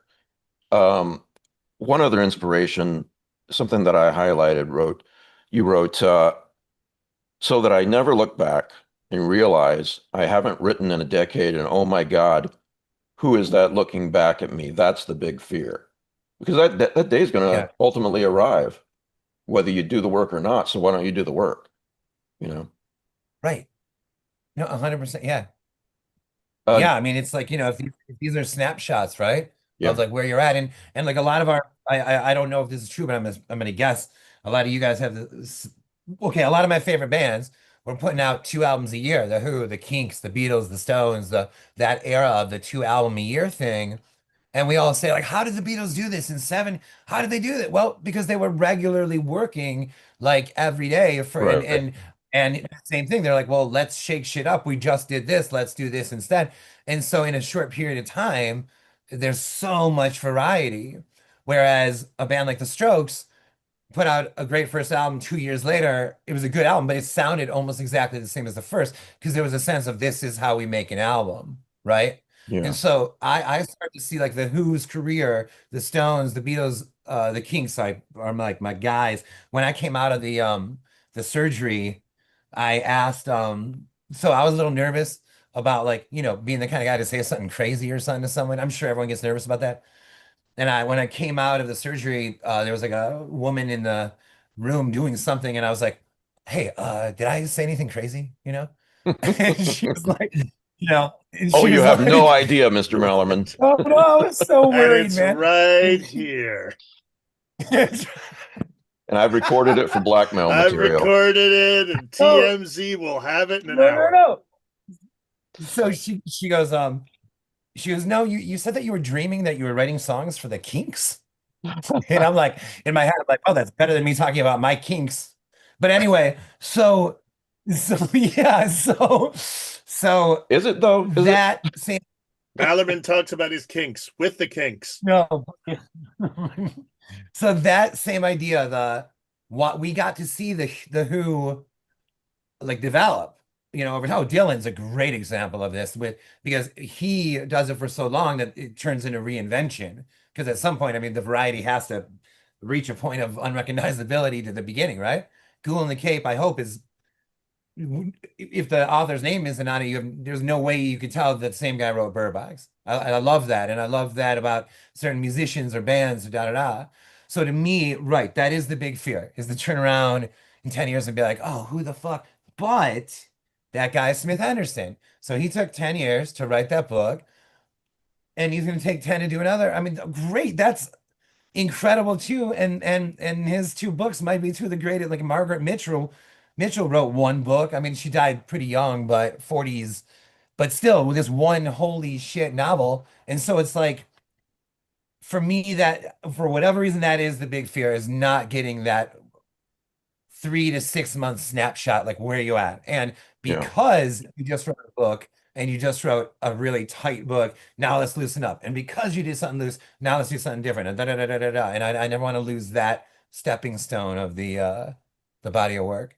On the other hand, that kind of what you said reminds me of John Fogerty, who got sued for sounding like himself. Yeah, Is for sure. he's really another not paid favorite. very much, and his record, like his former record company, sued him for that. So John, Yeah. some artists never, yeah. John, you have some questions, comments? I was just Been looking for quiet for a Smith. while. I'm just looking for Smith Henderson here. So I just clicked. You sold me one of his books, Josh, or maybe his one book. I don't know. Fourth of July Creek. Yeah, Fourth of July Creek. That's the Yeah, one. it's Yeah. great. It's freaking great, man. It's great. Oh, that's awesome. And it's a hefty book from the look of it too, 500 pages. Hey, Yep. so like it's funny because I love listening to interviews with you, man, because I feel like you like the way you talk about creativity, I just love. I just like it always after I listen to a Malerman interview, I always feel like, oh yeah, all right. My brain's all like fizzy, you know. Have you read Evil Dead book, his Evil Dead book yet? I bought it. So he has my money. Well, But I haven't. you'll get that feeling from reading the book too, is my point. Okay, You'll all right. definitely get it from that. But go It's on. well, so what was interesting was when you were talking about earlier with Pete, those artists who don't finish things, and I was thinking on the one hand, I was thinking about Samuel Taylor Coleridge, right? Who, is two of his most famous poems, Kubla Khan and Christabel, are unfinished. And there's like this whole scholarly debate about whether Kubla Khan really is finished or not. But this is the one he writes out of the opium dream, and then he's writing and he's just doing a great job. And then there's a knock on the door. The man from Porlock shows up, and is like, "Hey, let's hang out." And Coleridge is like, "Okay," and then he tries to write the rest of it, but and then he does, and there's another poem, Christabel, which is like this great sort of vampire story that's only half done, and we don't really know, what the rest of it is, and that's like his whole reputation in a way is like this guy who could Yeah. never finish things, and it made me think, but I don't know if this is fair or not. It made me think about Clive Barker because Barker, to my mind, he's famous in my mind, I guess, for like starting all of these series. He writes Imagica, this great big book, or The Great and Uh-huh. Secret Show. He did write one sequel to The Great and Secret Show, but he's like, yeah, there's going to be more, there's going to be more, and like it's like 20 years later, and we're like, Clive is what, and it's almost like it's almost as if he has made this very deliberate choice not to finish things, or I mean, and maybe that's not it. Maybe like what he's thinking is, I got this great idea, let me get this down, now I'm going to go this other idea, I'll get back to that idea, I promise. But what he's leaving or what he's producing is like a lot of unfinished stuff, like in a larger sense. I mean, each book comes to its own conclusion, but it always comes to its own conclusion, and then there's like a little thing at the bottom that says, stay tuned for part 2 of whatever, and Yeah. maybe it comes, maybe it doesn't. um but there are like a few writers like that. I think about Peter Straub's family just published his last unfinished book, which he was working on at the time of his death, like he just working on it and working on it. It's this whole crazy story, and then ultimately he was just like, you know what, like my health is too bad, I'm never going to finish this thing, and he just made the decision Oh to no. leave it alone, Oh, which really kind of gets me right there. But all right, but look, oh yeah. so you've got your other the other 6, or the other 5, I guess, if there's going to be 6 nonfiction books. So like, Uh-huh. what is one of them going to be about? Like, is there going to be a music one? Is there going to be a record one? What's the record that you would pick? Yeah, for sure, for sure. One of them could be about bread. Like, I don't know. Like, you know what I mean? It could be Yeah, like, yeah, yeah, it yeah. doesn't I have I it love doesn't good have to bread. Yeah. always be like artful. Yeah, like we can get as like as whatever. Like, it could be about my relationship with the Weimaraner. Like, I mean, well, it seems like that Dean Koontz has done that sort of thing. Look what I'm reading right now, by the way, for the first Nice. time, and Yeah, absolutely yeah, loving it. yeah, This is phenomenal, by the way. yeah, yeah. I'm reading it because the third installment is coming, and so I was like, okay, I read the Talisman. I'm gonna read it. Sorry, I'm for freaking those just loving listening later and don't see us, we give the book title. it. It is Black House, Stephen King, Peter Straub. It's book 2 after the Talisman, and Stephen King announced book 3 coming in, I think, October I of think this year. So October. I was Yeah. like, read Black Cool, thanks. House, and I'm freaking loving it. Um, Did that book came out? I feel is like Dead that book came Souls? out like right at 9/11. Like I feel like 9/11 happened and that book came out like a day or like a week later, or something along those Oh lines. man, And yeah, that not really not a obviously was not auspicious. yeah. That's not very lucky, is it? It's Zoolander. So was Gogol, was Dead Souls, is that like an unfinished? That is, yeah, yeah. He because that was his version of what do you call it? The Inferno, like a kind of secular version of the Yeah, Inferno. And he wanted it to, yeah. there was going to be a Purgatorio and Parody, but he died, as so often But happens. obviously, Clive. I mean, we don't, everything doesn't have to be so literal right now. But obviously, Clive Barker's finished enough works. We both. Oh yeah, I yeah, mean, yeah, just the yeah. short. I know, but it is fun to think about, as you were saying, as we were all saying, the steady writer who doesn't really finish, and not because of death. Like, what's Dickens' last book called? It's It's a mystery of like the Edwin something of Drood. Edward. Yeah, the Edwin mystery of Drood. Edwin Yeah. Drood, and he literally drops dead while he's writing it. No, Like he right, falls because over that on the one, table. Yeah, right, that one we can't fault the guy. You know The what window, the window. yeah. So, no, what's the Robert Parker, the guy who wrote the Spencer novels, he Oh, yeah. apparently died at his keyboard, which I kind of Wow. respect. I kind of respect. Yeah, Although yeah. there's also a part of me that imagines the manuscript is just like whatever, a bunch of random keys that just characters You just go know, on I and have so to on. say, I imagine you dying a lot differently, John. I'm sure you do. Yes, yes, thank you. Yeah, yeah. But no, there was a guy. Shoot, when I was a kid, there was a guy named Harold Brodkey, and he spent his entire life writing one novel, and he like let everybody know. He was like friends with like Don DeLillo and Joyce Carol Oates and all these people, and he was like, "Yes, I'm writing this one novel," and he would like give chunks of it to people to read, and DeLillo was like, this could be like a great novel," and the guy published like two or three short story collections, which were really well respected. But at the end of his life, he discovered that I think he maybe had known he was HIV positive for a long time, and then it developed into AIDS. And so he finished the book kind of quickly and published it. It was called The Runaway Soul. And then he like knocked out like two quick novels after that Oh before his yeah. death. Yeah, yeah. But the novel was not treated well by the critics, but I don't know. I felt bad for the guy because here he is, like he knows he's dying. He publishes the book, and the critics like are like, Yeah. this sucks. Time will tell, I guess. But that I remember Joyce Carol Oates, who's insanely productive, saying that she always felt she could have been like she understood how she could have been Harold Brodkey, just just perseverating over this one manuscript as opposed to being as productive as she is. Well, Well, this, about him this knocking out. Go ahead, Josh. I'm sorry. no, I was gonna say this is what's so thrilling about like a book about the guy who doesn't finish or something, right? Yeah. Like that's like almost like a nightmare guy to me. Like if I'm like coming down the hall and I'm in here working on this and in the room next door there's, you know, another writer that's like doing what you're describing and just chipping away and never finishing or starting and this or that. It'd be like almost like I don't even know if I could like handle being around that energy or something like that. But at the same time, both rooms are completely legitimate, equally Yeah, yeah, yeah. legitimate Sure. artistic pursuits.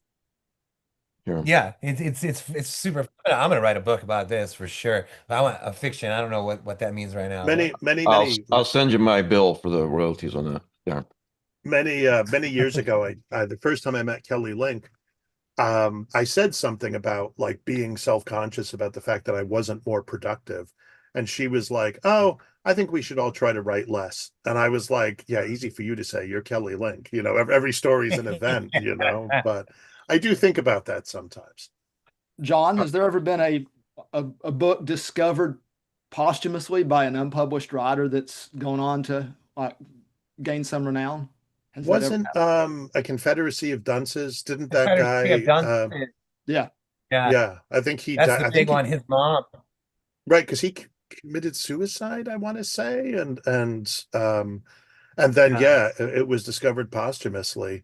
Yeah. And I mean, you could make like a kind of argument that like Kafka's stuff, like he did publish some stuff in his lifetime, but like I don't think any of his novels were published in his lifetime. There's someone else who didn't finish a lot of stuff, right? Yeah. And he tells his buddy Max Brod, burn everything after I'm dead.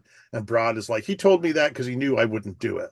And so we have Kafka as a result, which I think I'm okay with. I know there's but anyway, yeah, there are a few things that have been discovered. I mean Hemingway's family has been going back to his unpublished manuscripts for like decades. There was one published, geez, it probably was about 20 years ago, called True at First Light. Oh That yeah. has some I neat remember stuff when in that it. came out. Yeah, yeah, I remember. yeah. I think was that like early 2000, like Yeah, late early late 90s, early 2000s or late 2000s. 90s. Yeah, yeah, and it was this big Yeah, I was deal, and it living. was That was like a literary event. I was living in New yeah, York at the time. It was a huge event. Yeah. yeah, yeah, and it's okay. It's okay. I don't know how much more there can be left at this point, but I don't know. Like he he may have been productive. I mean, like he was productive, I know, but I mean, like he may have been super productive. Like there may be all these Hemingway manuscripts we don't know about. But I also have the impression that his family has kind of curated them very kind of carefully. The the Evil Dead book. John, you mentioned being inspired a lot by when you listen to Josh in interviews and so forth. And I'll say again, you'll get that same feeling. And to everyone, you're going to get that same feeling, and you're going to get a hell of a lot out of watching Evil Dead. Um, One of the first things of the book, and I was going to say, there's no way for me to touch on everything that I loved about this book, Josh, but one of those things is near the beginning, and you talked about gaps, which I think is how you sort of started thinking about Evil Dead in the first place, because Allison hadn't seen it, right? Yeah. And you wrote something that I think should inspire any writer or artist. The same goes for what you create. If you don't make a movie till you're 60, you're every bit the filmmaker as someone who started at 16. We talk about that a little bit and gaps. I found that incredibly inspiring, really. Yeah. Same I here. mean, if you don't, pick up, like my mom, I should know, she doesn't want me to say this. I'll just say I have a friend who's working on a book for the first time in her Oh life. my God. And to me, if and when she finishes, that's just, she's well, welcome. You're in the club. Like, you finished a book, like you're Right. writing. I mean, like, she's already like working on it as it is. And the concept of like, like you had to start it like what as a teenager or like in your 20s to like write a novel. Like, what is that? That's the only valid, what, or 40s even. Like, you write a book at 80. I mean, you're every bit the author. In fact, I'd probably be most interested in a novel from an 80-year-old, or more interested in general sense than I would from a 20-year-old, just because of the life experience, and who the hell knows what this is going to be about if it's their first book, right? So yeah, that to me is, early on when Allison and I were dating, I like Paul McCartney was on the radio, and I was like, man, his voice is still good, And she was like, why wouldn't it be? And I'm like, well, I don't know, he's older now, he's like 70 or something, And she's like, yeah, but this is what he does. He's like a singer, he should, if not get better, he should still be. The little whatever argument she gave me for why Paul McCartney should still be good changed my entire philosophy on art. Because I think I had been victim to thinking that, you know, rock and roll or music was a young man's, whatever it is. It's almost like it's ingrained in us to think in those terms or something. And for Allison to say, like, why couldn't Paul, like, why would you even think that he wouldn't be good anymore? Right. It changed my whole perception where I was like, Jesus, you're right. And that's a big part of the book too, is the whole like willingness to like, change your philosophy on a dime.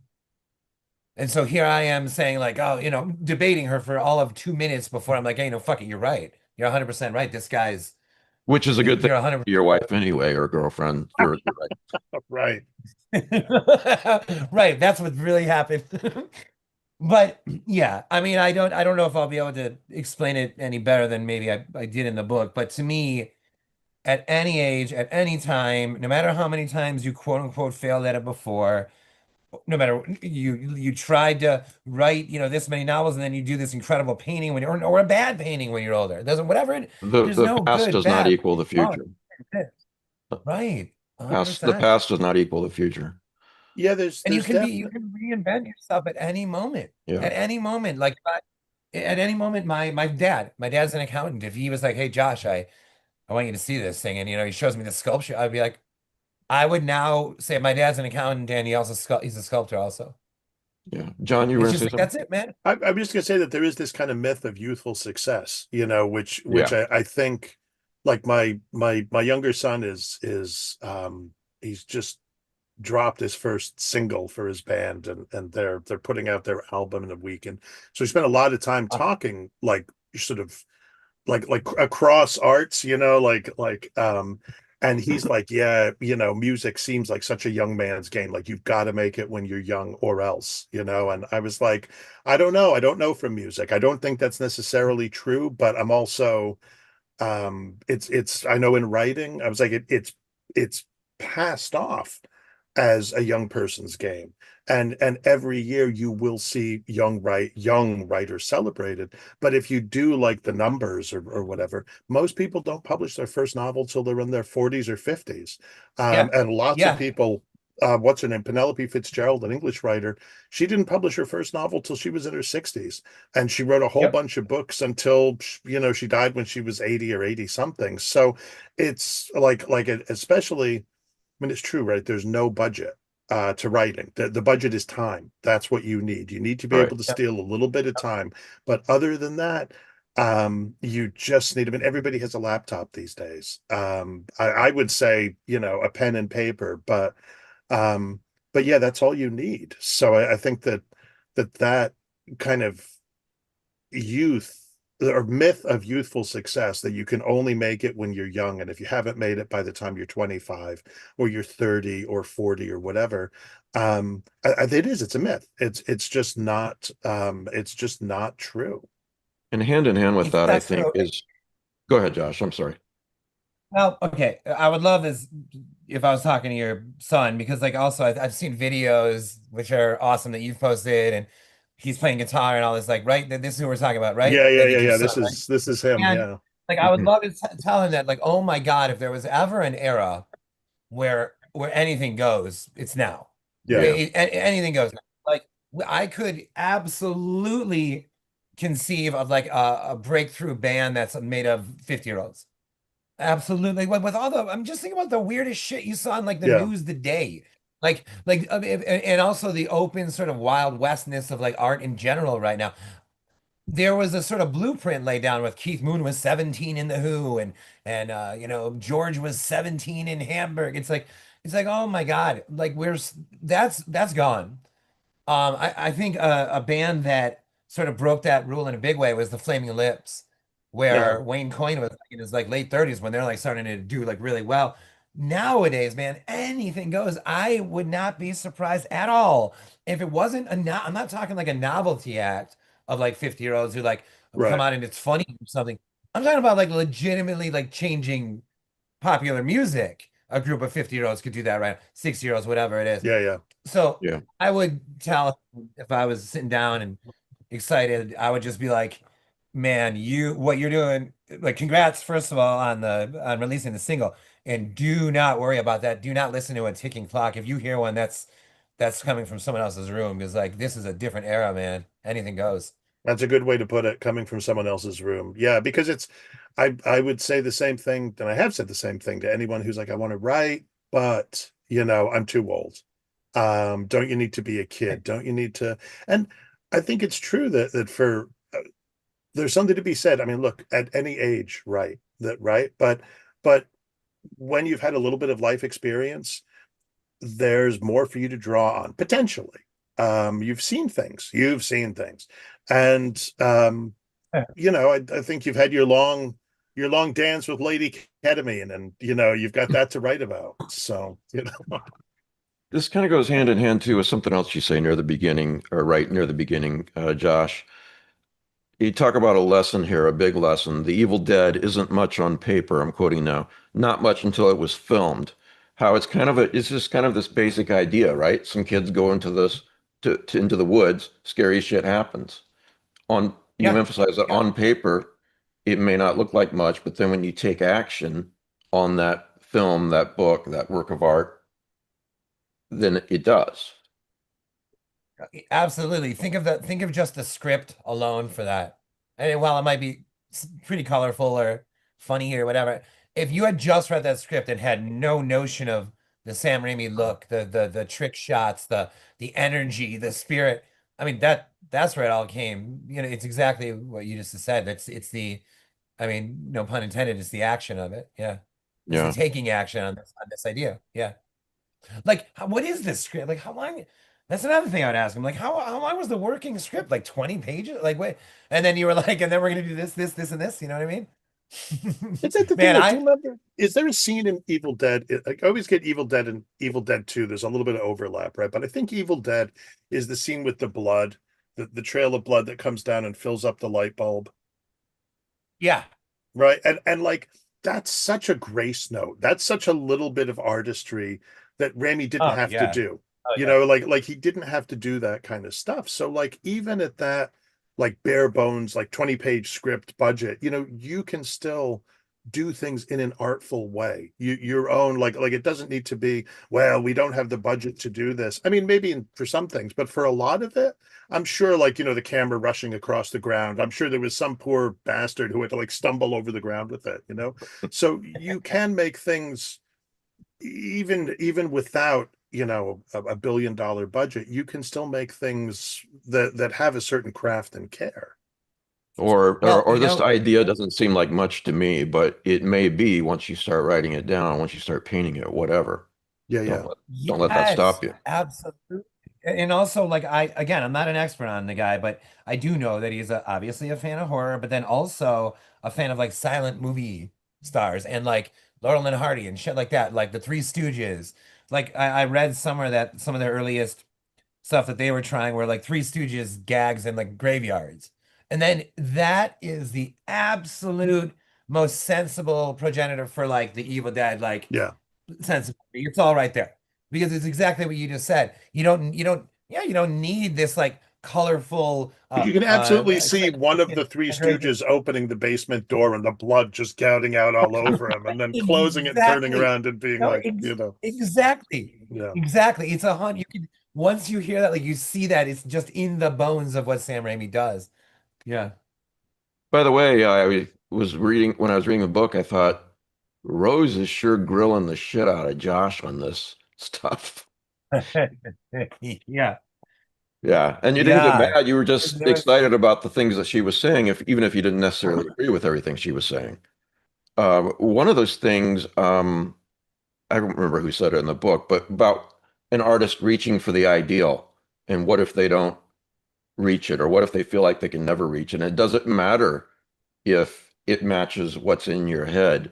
You know, you've got it down. There's a horrifying phrase in there that you wrote. The phrase is chilling. Without Allison said, maybe, excuse me, because they have to hold on to these opposing truths. Maybe that's why we love artists so much. They hold them for us. Without them holding the ideal, we're all just in the company of realists. And that phrase is chilling. oh So, yeah. Yeah, and yeah. I think on that trip is like if you how do you explain this? It's probably written in the book, but if you or I think with myself at least, if there's an idea that comes along that feels Well, let me finish either a this very right here, and then I'm sorry. You wrote, I imagine a cartoonist telling himself he won't reach the ideal, so why bother? That's kind of the point there. You do need to bother. right, 100%. And I think I believe that the reaching for that thing and falling short, you still the reach itself was a Yeah, stretch. So now you're different. yeah, The reach itself is elasticity. So if you don't touch it, if you don't reach what you were going for here, Josh, with this new book idea, whatever, the fact that you are reaching for it makes this book different than Unburied Carol, different than Incidents Around the House. And so, yeah, and I'll never forget. Alice and I were at a book club for Bird Box in like the earliest of early days, and I was so excited. We're sitting down. It was at someone's house. There was all these people, and all the questions were all about like, well, but I don't understand how the first story is spread because if somebody saw it, then how did anybody know about the story? And I'm like, uh-oh. And they're like, who was alive to tell it? And I leaned over to Allison and I'm like, we're in the company of realists. Like, right. we got to get that out of here, man. Like, because yes, like the imagination and like the stretch, I think about this with music.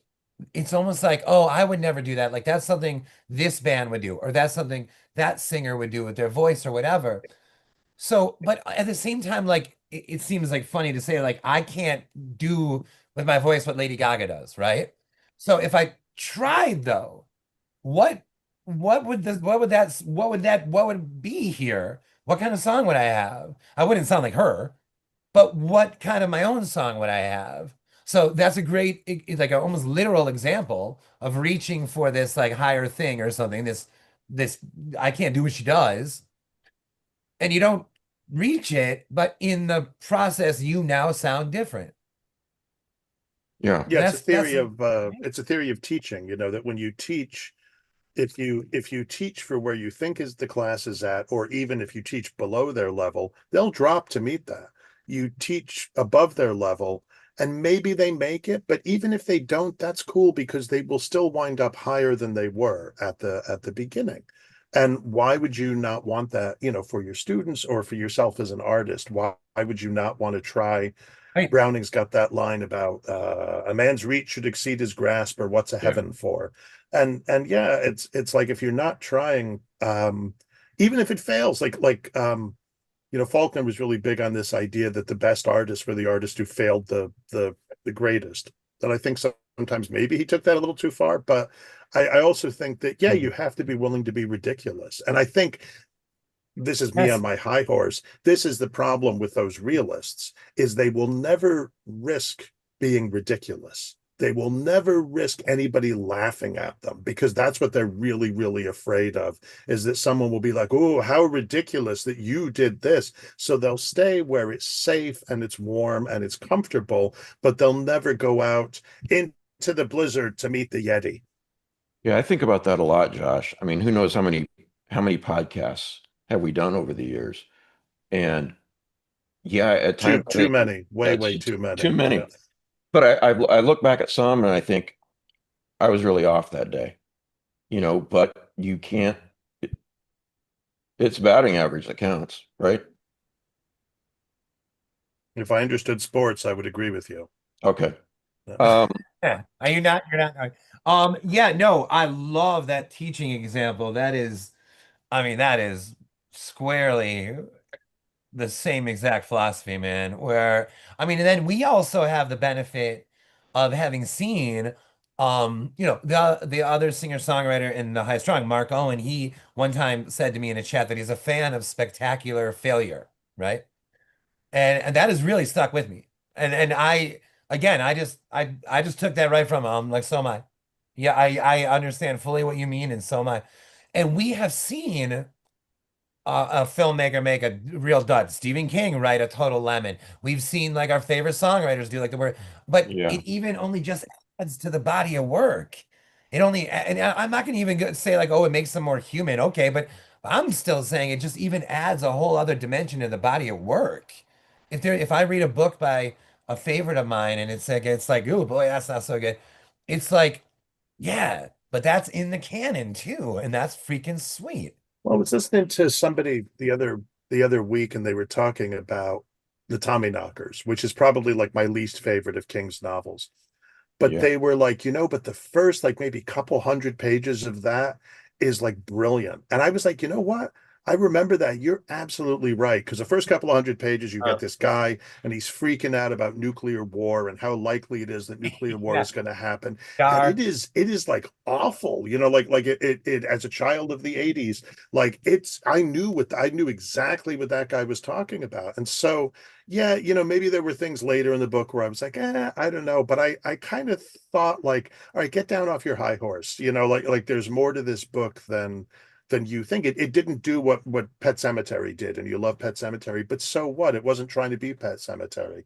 Right, So, right. Yeah, and the whole section of her uncovering the ship in the yard and all that. I mean, just like discovering, I mean, that's all like you just said, like just that those parts alone. But it's not even just that. It's like that's a great example, Tommyknockers. And it's not just that. It's like, how do I express it? It's just like it's just part of it. And again, it's not that it makes him human. It just whatever color the Tommyknockers is, and it seems to be sort of glowing green, whatever color the Tommyknockers is didn't exist in this canon prior. yeah, You know, And so that color is part, and now it's on the canvas too. And I love that. yeah. And there's something too, right, about, you get to the end of the Tommyknockers.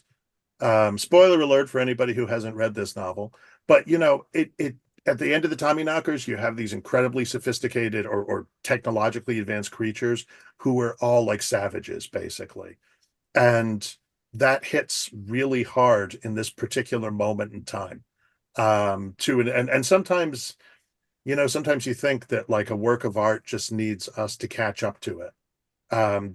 That Oh, you for suddenly sure. are like, oh, hang on a second, that's what that person. Okay, yeah, I've got it. So, I mean, that's the other thing, right? Is that we don't in the moment we don't always understand something or recognize it for what it is, and then and then we catch up to it. Being willing to be laughed at or and so on. Uh, our friend Paul, gave an interview one time. I just looked it up. He was working on Disappearance at Devil's Rock, and Stuart Onan's kind of a mentor to Paul. And he sent him an email telling him that I was worried the book was not as good as the last novel, and I didn't know how people would react to it, blah, blah, blah. He replied, not everything you write is going to be great, which was very freeing, you know, for him. And I can see why. So, um, Josh, I don't want to keep you too long, but what are some books that you've read recently, like in the last few months or so, that you'd like to shout out to that you really enjoyed? Well, as I told you, I've been reading Black House. You know what I started Right. and I'm really liking it, but I'm not far enough into it to like talk crazy as Stoner, John Williams. Have you guys read Stoner? Yeah, You yeah. guys know this one? No, haven't. Um, it's like academia drama, I think. I don't really know. I'm like on my way into it. Um, it's not in the last few months, but it's not that far outside of it either. Is man, Angel Down is something else. Have you guys read Dana Krause's Angel Down? Yeah. Yeah, just wow. I mean, sometimes I think of this I think it's Faulkner that said about Old Man and the Sea, like this is the best, that one of us did. Like this was the best of us, like Old Man and the Sea, something like that. And I have a number of books that not that high of a number, but a number of books that fit into that, and The Fisherman is 100% one of those. No. And Angel Down is on that level. Oh my God, is that book good? And for listeners who might not know, it is in theory, it's the whole book is one sentence, but Daniel's obviously like savvy enough to make that like palatable or to make that like whatever thrilling or whatever the right phrase might be. It's just so well done. It's such a brilliant scenario. The actual like language, the writing. Daniel sent me a script not long ago that just has the same sensibility. It's a very different story, but had the same sensibility. And that guy is just completely, I'm just smitten by that guy right now. So Angel Down like blew my lid. I just started the Buffalo Hunter, and I literally, it's right here. I'm about 70 pages in, and I'm loving that. Um, but yeah, the one that, at this moment in time, the one that's just like the one that keeps coming up is Angel Down. He has a new book coming out like next month, maybe, and it's about Night of the Living Dead. And Yeah, I'm really excited about that book. I'm really excited to see the way that because my understanding is I think Paul told me that he'd read it and it was like this sort of meticulous like analysis, like it's a frame by frame, yeah, but that it's yeah, really yeah. entertaining, and I'm really looking forward to see what he does with that. Just a brilliant dude, man. Oh, and I haven't read it yet, but I really want to read The Reformatory. That is, and I don't know if you saw this. It's weird. It's almost like Tananary of Dew is like influencing me just being online. Like I don't know if you saw like this video she posted of herself like dancing and Yes. like it's amazing. And like there's Yeah. just something about her that is like like there's two people that have been on my mind lately. Her and the bass player and the high strung Chad Stalker, who like just the way that they're like living right now are like a bigger influence on me than even like any art I'm experiencing directly. Just the way they're living through this kind of wild shit going on right now. And both very aware of it and both completely able to speak out about it, but both still obviously joyfully continuing with what they're doing and like unimpeded in their artistic quest. And I hope that I believe that I'm in the same boat as that. But watching these two, Chad Stocker, I mean, this guy, I mean, my God, every time I talk to Chad, he's playing in a different band, different rehearsal, a different show, and just sounds like thrilled with it. And every time that I interact or witness Tenerife, it's like the same thing. Working on a movie, got a new book, that dance video, that was just like, okay, all right, we're dancing now. This is like, I don't know. Those are two people that have really been inspiring me during this really bizarre moment in time. I like to ask people I interview what their definition of success is. I already did that with you on our Patreon episode. And by the way, that epiphany in the 911 call, that's worth the listen alone. So people should check that out. Um, so instead of asking you the success question over again, I thought of a different one. What would you like the epigraph on your tombstone to say? Huh. I warned you this Oh, was see, coming. So. I know there's two schools of thought here, right? There's the because I'm a superstitious dude. One person says if you write it down or if you say it like it won't happen. The other one says like if you don't, if you write it down like it will, that kind of thing. I Right. and I need to become more of the write it down, it won't happen so that I can write anything. I do have some of the superstitions like, oh, I don't want to write something bad happen to the character's mom because I don't want that to happen to my mom, right? So then I find myself here like I don't want to say what's on my tombstone because then what if there's a tombstone tomorrow, right? But I don't know what I would want on there, but I will say this. When we lived in New York, this was whatever, like 99, 2000, and I hadn't written a novel yet, but then I tried to like write, and this maybe would be one of the non-fic six. I tried to write like a will the size of like a novel. So it would be like to my nephew, I leave my books, that I've read or collected through the years. But then in that, let's talk about those books for like 100 pages, 60, 70, 100 pages. Let's talk about these books and what I hope they do for my nephew, In I leave Marco and my songwriting partner, my whatever it is, lust or the momentum we were talking about before. Right. Momentum with writing. I look at Mark Owen and I hope that it works like this. So I would love for my tombstone to be that 300-page will. Like I would like for my tombstone to be like that. If you walked up to the grave, you could open any page in this thing, and it's got to be some sort of like weatherproof thing.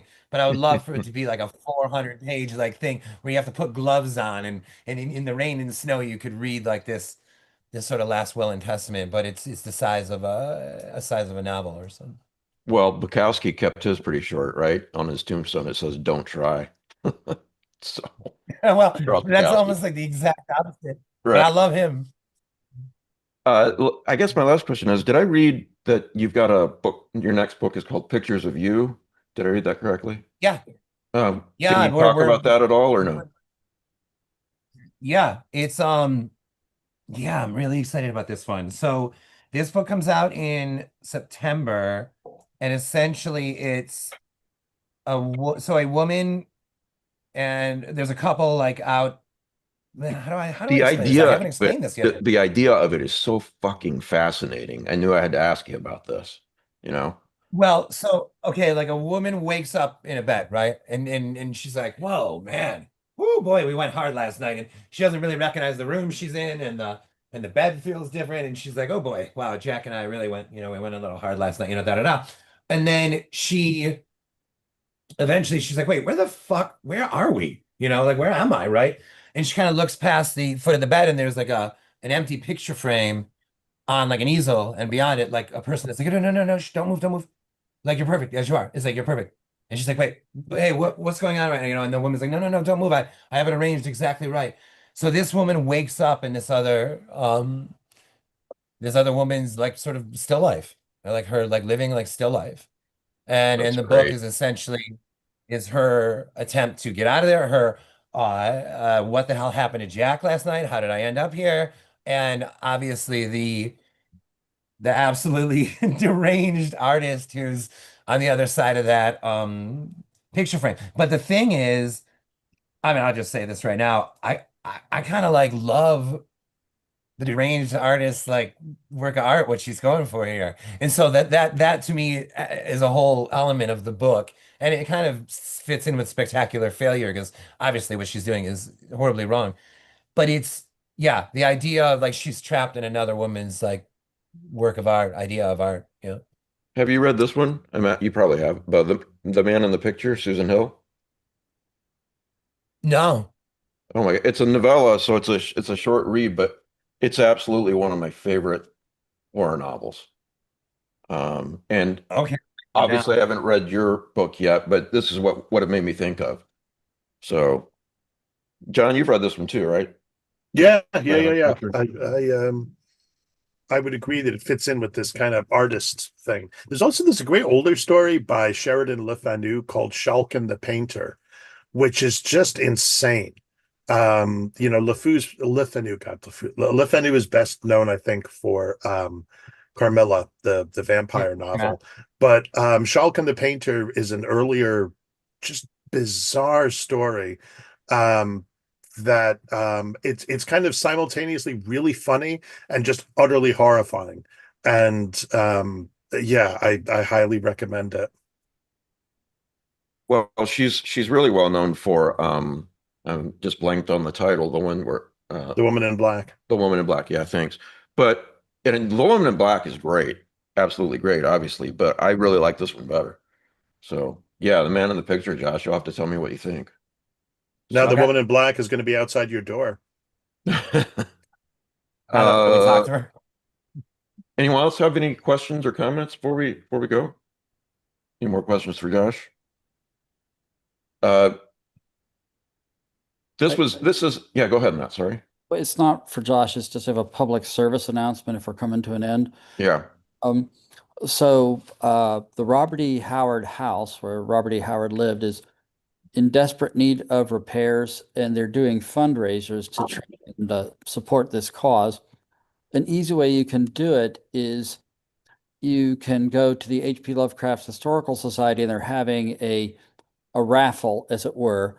Uh, Tickets are $2, and they have a way you can like for $50 get 25 tickets and a little a broadside Lovecraft, the poem that he wrote in commemoration of Howard after Howard committed suicide.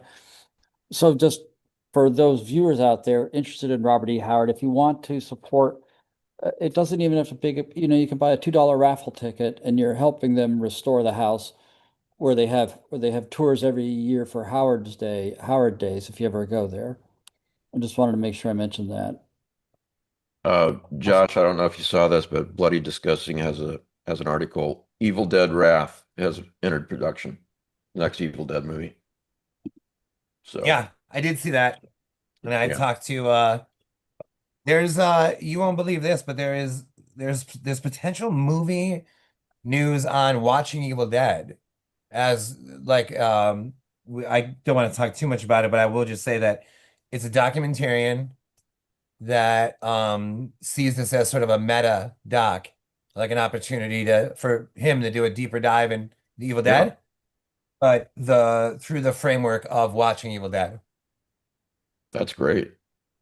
Yeah. So there may be some sort of dramatized version of the book, but with also a deeper dive into the movie itself, I can see part of how which that would work with, yeah, actors filling in, for Allison and for Rose and the other yeah, guy, and so forth. Yeah. Yeah. yeah, yeah. It's something I'm like exceptionally excited for because it's kind of like we were saying before, like the ridiculous, the absurd, or just the different. It's just I've never quite heard of this idea, and he approached us with it, and we're really excited about this. So let's, whatever. Eyes, fingers, toes crossed. Well, everyone, Josh writes very scary books, and you should read all of them. Latest one, like we said, Incidents Around the House. But this particular book, Watching Evil Dead, we've been talking about, if you're on the fence about whether to buy it, it's extremely inspiring. There are a lot of nuggets in here that you're going to get a lot from this book, whether you're a writer, artist, painter, teacher, whatever. So check it out.